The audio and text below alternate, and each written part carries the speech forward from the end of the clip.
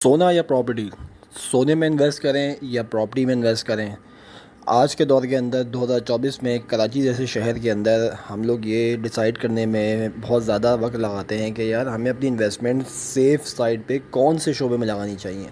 अगर हम बात करें सोने की, तो गोल्ड की जो प्राइस है वो भी दिन ब दिन इंक्रीज़ करती जा रही है। और इसके अलावा अगर हम रियल इस्टेट की तरफ आते हैं तो हमें बहुत सारी लोग डराते हैं और बहुत सारी डिस्ट्रैक्शंस हमें दिखाते हैं कि रियल इस्टेट ये हो जाएगा, डूब जाएगी। तो आज की इस वीडियो में हम लोग ये चीज़ देखेंगे कि रियल इस्टेट और सोने में सबसे ज़्यादा फ़ायदेमंद इन्वेस्टमेंट किस में है।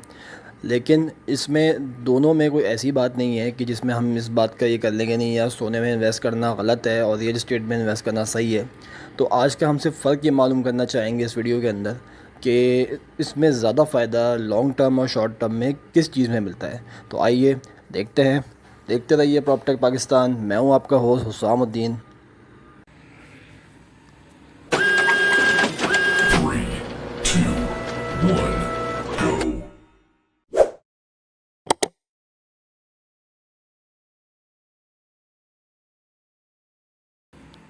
हम लोग अगर गोल्ड में इन्वेस्ट करने के लिए जाते हैं तो गोल्ड में इन्वेस्ट करने में सबसे पहले तो हम लोगों को ये देखना बहुत ज़रूरी है कि इसमें हम लोग कैरी कितना कर सकते हैं। बिलफर्ज के अगर आप गोल्ड लेने जाते हैं तो आप ऐसा नहीं हो सकता कि आप हर महीने जो है गोल्ड का थोड़ा थोड़ा हिस्सा जो है वो लेकर अपने पास जमा करते जाएं।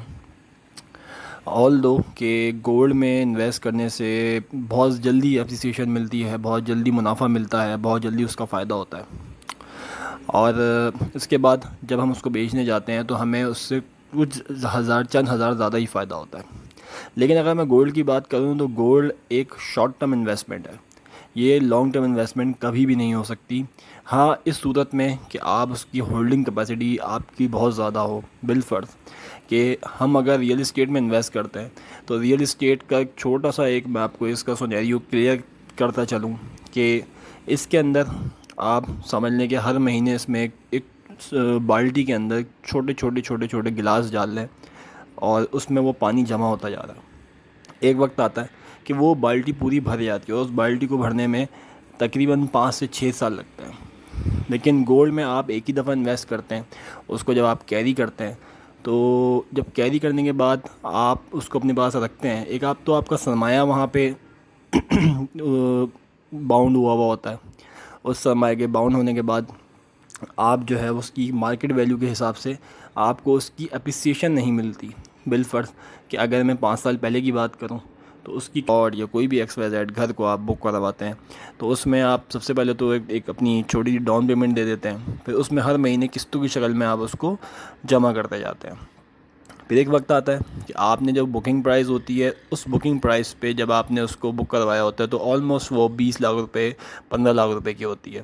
लेकिन जब आप आगे बढ़ते हैं तो वक्त के साथ साथ 5 से 6 साल बाद वो ऑलमोस्ट डबल हो जाती है।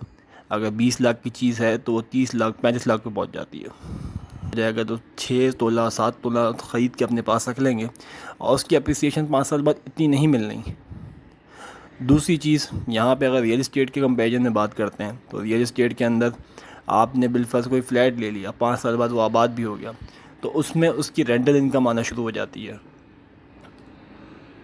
जब रेंटल इनकम आती है तो ऑलमोस्ट एक हैवी अमाउंट आपके पास आ रहा होता है। सोने में अगर आप सोने को लेकर रख लेंगे, सोने को लेकर आप अलमारी के अंदर रखने ले जाके, तो उसमें वो आपको कोई रेंटल इनकम ला के नहीं दे सकता, बल्कि आपको उसके ऊपर मज़ीद ख़र्चा करना पड़ेगा। उसकी सेफ़्टी के लिए उसको लोगों की नज़र से बचाना पड़ेगा, उसको आजकल के जो हालात हैं उन सब चीज़ों को सिनेरियो में रखना पड़ेगा कि किसी की नज़रों में ना आए। दूसरी चीज़ फिर जब क्योंकि रियल इस्टेट की मार्केट में हमेशा गोल्ड इतना ज़्यादा इन्वेस्टर्स का तवज्जो का मरकज़ नहीं रहता, लेकिन रियल इस्टेट में बहुत बड़े बड़े बिज़नेस टाइकून्स जो है वो इन्वेस्ट करते हैं। और रियल इस्टेट एक यूनिवर्सल मार्केट है। कराची की रियल इस्टेट की बात करूं तो कभी कम तो कभी ज़्यादा, लेकिन ये कभी भी बैठती नहीं है। कोई ऐसी मिसाल आप लोगों के पास हो कि जिस मिसाल में आप मुझे ये बता सकें कि आज से पहले जो है वो प्रॉपर्टी जो है वो 10 लाख रुपए की थी, अब 5 लाख रुपए पे आ गई। ऐसा कहीं नहीं हुआ। हुआ है तो जो रेट टू रेट थी वो बिकी है, یا اب اگر میں بات کرتا ہوں کسی بھی پروجیکٹ کی تو اس کی آلموسٹ ڈبل پرائز میں جا رہی ہے. اگر 20 کی چیز ہے تو 40 لاکھ میں جا رہی ہے, 40 کی چیز ہے تو وہ 80 لاکھ میں جا رہی ہے. تو اتنا بڑا فائدہ تو سونے کو اگر آپ رکھتے بھی ہیں تو گولڈ کے حوالے سے آپ کو اتنا زیادہ فائدہ نہیں ہونے والا. تو اس کے علاوہ بھی اگر ہم اور بات کریں دیگر چیزوں کے اندر تو اسٹاک ایکسچینج کی ہم بات کر لیتے ہیں. ویسے آج کا موضوع اسٹاک ایکسچینج نہیں ہے ہمارا. اس میں بھی اگر آپ چھوٹی ٹریڈنگس کرتے ہیں, چھوٹے آپ کرتے جاتے ہیں چیزوں کو, تو اس میں کیونکہ ہر کسی کی کیپیسٹی نہیں ہوتی کہ وہ لاکھوں شیئرز خریدے. کچھ لوگ سینکڑوں شیئر خرید لیتے ہیں, ہزاروں شیئرز خرید لیتے ہیں. لیکن اس میں بھی یہی ہوتا ہے کہ ایک دن بہت اچھا سنہرے جو ہے وہ دور دکھاتا ہے بروکر آپ کو کہ اس کا شیئر بہت زیادہ بڑھنے والا ہے, اس کا شیئر بہت زیادہ کم ہونے والا ہے. ایک دم سے آپ کا چھکا لگ جاتا ہے, اگلے دن ہمیں وہ سب جو ہے وہ نقصان میں چلا جاتا ہے. سیم ایز کرپٹو ہے, لیکن ریئل اسٹیٹ کی مارکیٹ بہت اسٹیگننٹ اور بہت ہی زیادہ اسٹیبل مارکیٹ ہے.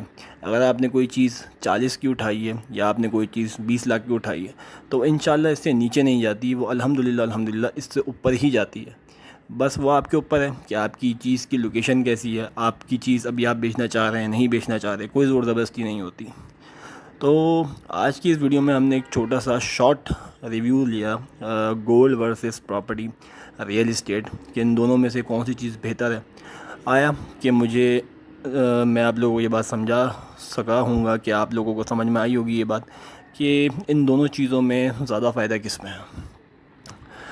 اور باقی آپ لوگوں کے کوئی بھی کنسرنز ہیں, کوئی بھی آگے چل کے میں ایک Q&A سیشن بھی سٹارٹ کرنے والا ہوں ریئل اسٹیٹ کے حوالے سے. کوئی بھی سوال ہو آپ لوگوں کا, کراچی, نارتھ کراچی, نارتھ ناز آباد, تو کراچی یا کسی بھی ایریا سے آپ لوگوں کا کوئی سوال ہو جس میں آپ میری کسی بھی ویڈیو میں جا کے جو ریسنٹ میری جو 3 سے 4 ویڈیو ہیں ان میں کوئی بھی آپ جو کمنٹس کریں گے ان کے سوالات کے جوابات میں انشاءاللہ آپ کو اپنی نیکسٹ Q&A ویڈیو میں دوں گا.